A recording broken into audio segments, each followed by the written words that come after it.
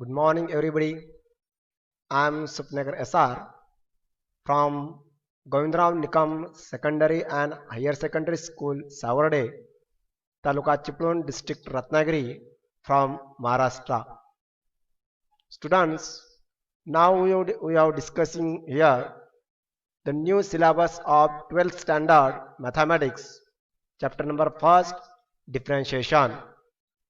Today is Guru Purnima. Therefore, firstly, happy Guru Purnima to all of you. Students, in the last video, we have already discussed about some basic concepts of the differentiation, that is definition of the derivative, also the formulas of some simple functions, and also the rules of differentiation, that is derivative of sum, derivative of difference, derivative of product, and derivative of quotient. Now in this chapter we are discussing about the derivatives of the function, where the functions are in the form of composite function, inverse function, implicit function, or logarithmic function, or parametric function. Then how to find out the derivatives of these functions, which are to be discussing here. Also we are discussing here, that is the how to find out the higher order derivatives of the given function, and last one, that is the geometrical meanings of the derivative. These are the all the concepts which are to be discussing in this chapter. Okay, now we have to start at the first concept of this chapter, that is derivatives of composite functions. That means function of another function, which is called an composite function. So far we have already studied the derivatives of some simple functions, that is a raised to x, e raised to x, sin x, log x, etc. But how about the derivatives of the function which are in the form of, that is sine of root x, log of sine of x square plus 5, or e raised to tan x? That type of function which are known to be an composite function. Now in this section we have to study how to differentiate that type of composite functions. How to differentiate this composite function. But firstly we have to know about the composite function. What is the meaning of composite function? That ought to be firstly discussing. Okay. Now the function, that is f from a to b, that is our first function, and another function, that is g from b to c. Here the first function f from a to b having the domain is a and codomain is b, whereas the function g having the domain is b and codomain is c. That means here the domain of g is same as the codomain of f. Then there exists the composite function which is defined as, that is g of f from a to c, from a to c, which is denoted by, that is g of f of x, which is also called to be or denoted by, that is g of f of x. That is called to be the composite function. Okay, here the first function is f from a to b and the second function g from b to c, where the domain of g is same as the codomain of f. Then the function g of f of x is called to be, which are from a to c, where a is the domain of g of f and c is the codomain, which is called to be the composite function. Now first set, that have to be given as that set A, second set which is denoted by B, and third set which is denoted by C. The elements in the set A are denoted by X.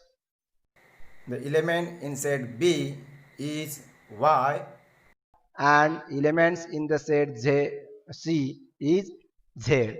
Then here the function, first function from f from a to b, which is from x to y, that is the first function, and second from, which is a f function, and second from y to z, that is b to c, which is our g function.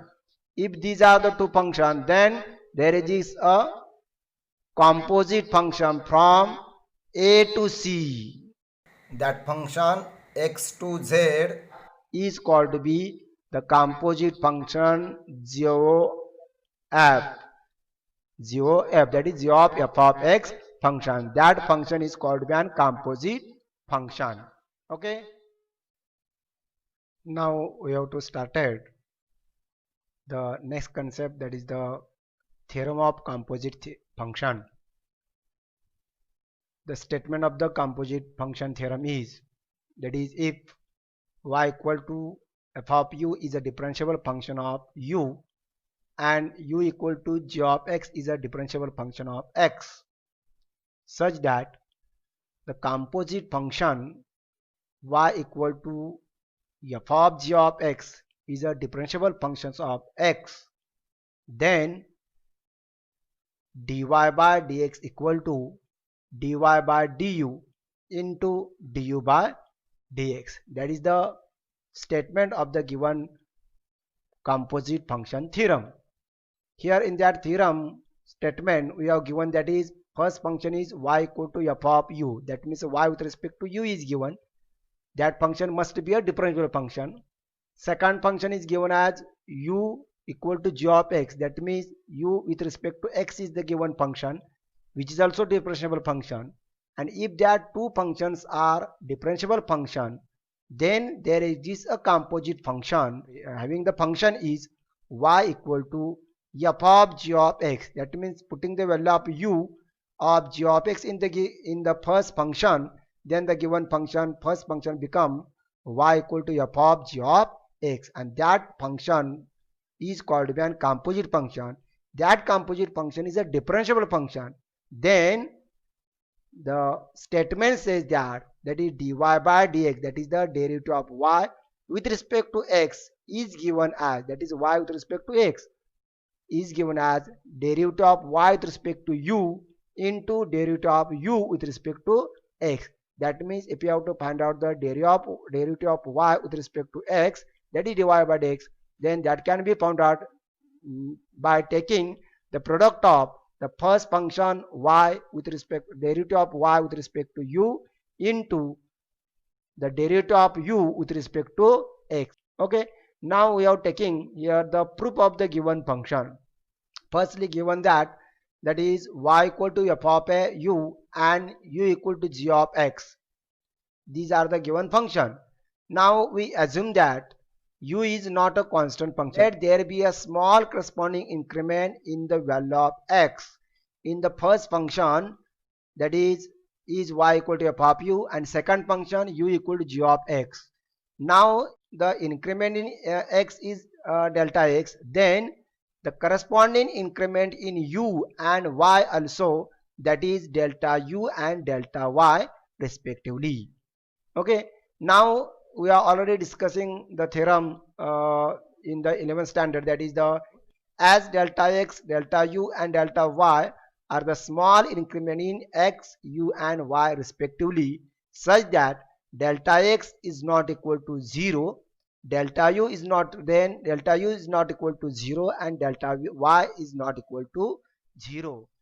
Now we are taking the incrementary ratio, that is delta y by delta x, that is the increment in y is delta y and increment in x, that is delta x. We have taken here the ratio of their increment, and therefore that is delta y by delta x, and that can be written as, that is equal to delta y by delta u into delta u by delta x. That means that here delta u cancel, then the same, that is delta y upon delta x as remaining. Only the changes we have to require that change. Therefore we have taken, that is delta y by delta u into delta u by delta x. Now taking the limit as delta x tends to 0 on both the sides of this equation. On the both side, firstly, that is taking the limit on the left hand side as delta x tends to 0, and therefore left hand side become, that is limit of as delta x tends to 0 of delta y by delta x equal to, same way taking the limit on right hand side also, therefore limit of as delta x tends to 0 of delta y by delta u into, again taking the limit of second product, that is limit of as delta x tends to 0 of delta u by delta x. That means here only the change taking the limit on both the sides of the equation. Now we are already clear in the statement, that is as delta x tends to 0, then we get delta u tends to 0. That means the increment in x, that is delta x, if that increment delta x tends to 0, then the increment in u, that is delta u, also tends to 0, delta y also tends to 0, because here u is a continuous function of x, and therefore that equation becomes, that is left hand side as it is, limit of as delta x tends to 0 of delta y by delta x equal to limit of, here is the change, that is instead of delta x tends to 0 we are taking the delta u tends to 0, and therefore limit of as delta u tends to 0 of delta y by delta u, okay, into, again next concept is as it is, limit of as delta x tends to 0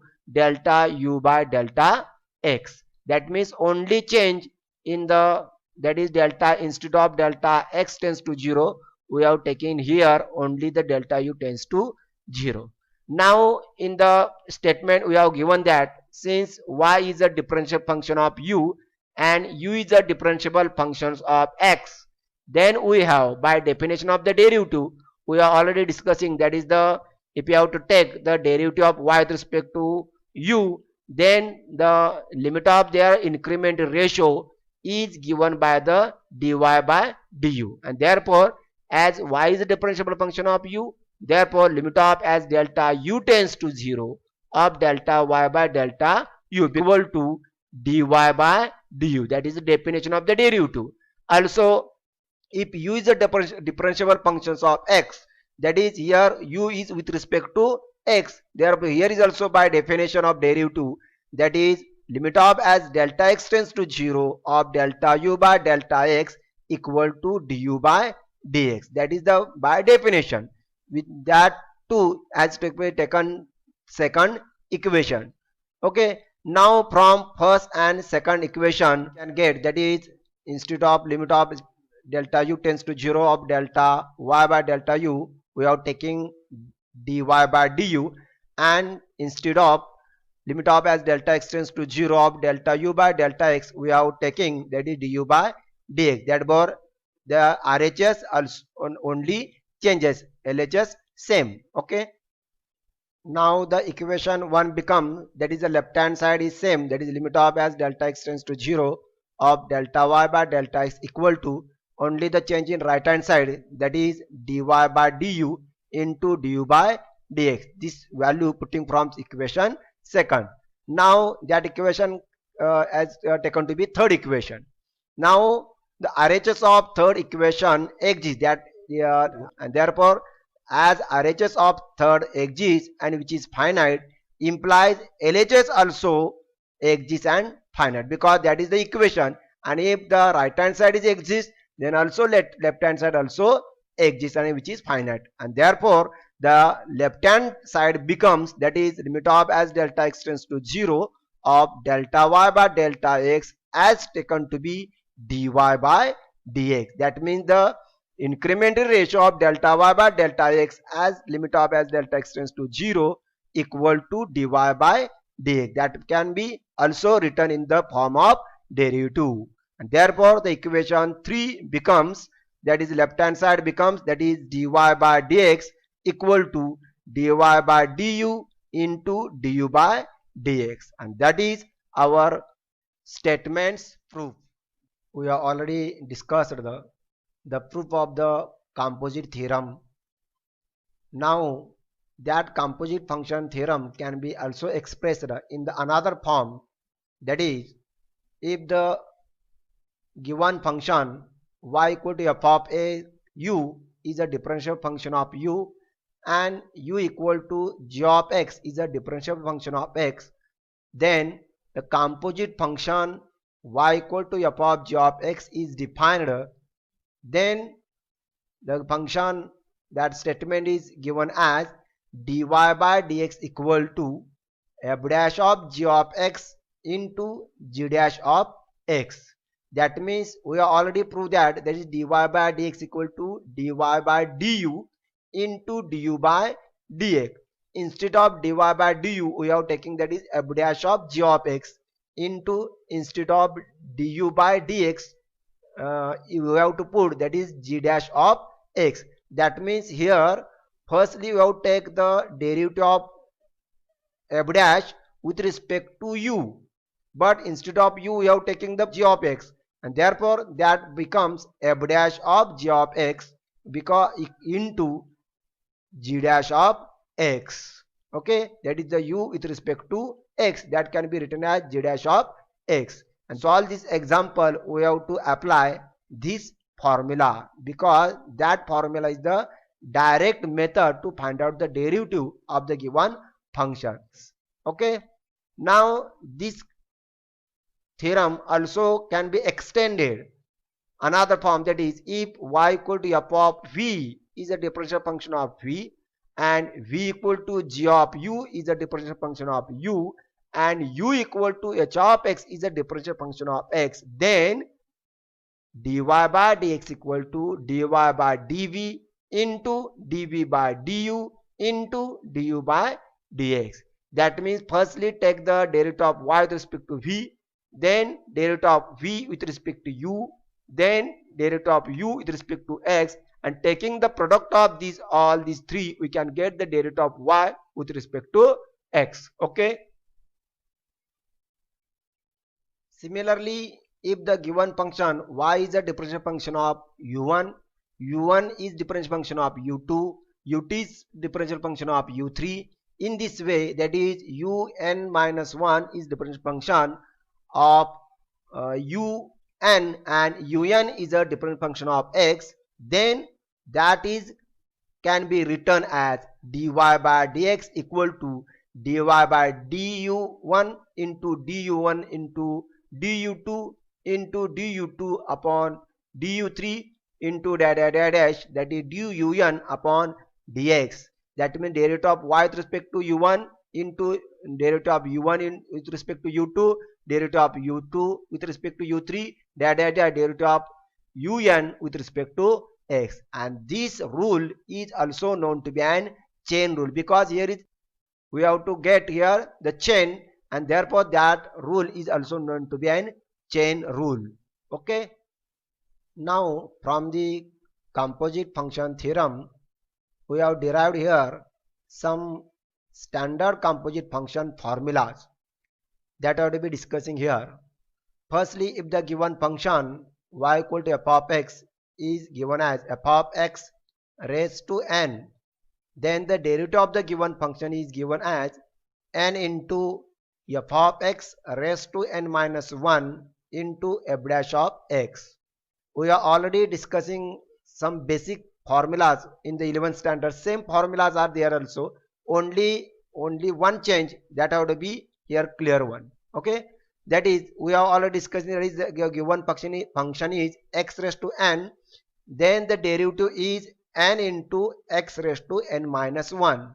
Here instead of x we have taken the f of x, and therefore the derivative of f of x raised to n becomes that is n into, instead of x we are putting f of x raised to that is n minus 1 same into multiply by f dash of x, that is the derivative of f of x. Same concept have to be applied on all these formula, all the formulas which are to be already discussing in the 11th standard. Only the difference is the function we have to take on, instead of x we have to take on another function, that therefore because that is composite function, and therefore apply the same formula of the given function and then multiply by the value of x as the another function derivative.